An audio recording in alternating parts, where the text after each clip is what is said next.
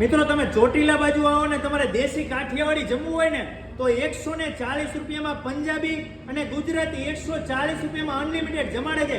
બે જાતના તો પંજાબી શાક છે, પનીરનું શાક છે, 3 જાતના ગુજરાતી શાક, એમાં સેવ ટમેટાનું, આખી ડુંગળીનું, ઊંધિયું, સાથે દહીં, ફ્રાઈસ, સ્વીટ, ફરસાણ, આ બધું 140 માં અનલિમિટેડ, સાથે રોટલી, ભાખરી, બાજરાનો રોટલો, 5-7 પ્રકારના તો ખાલી સલાડ છે, ગોળ છે, 3-4 જાતના અથાણા છે, અનલિમિટેડ છાશ, દાળ ભાત, આ બધું અનલિમિટેડ છે।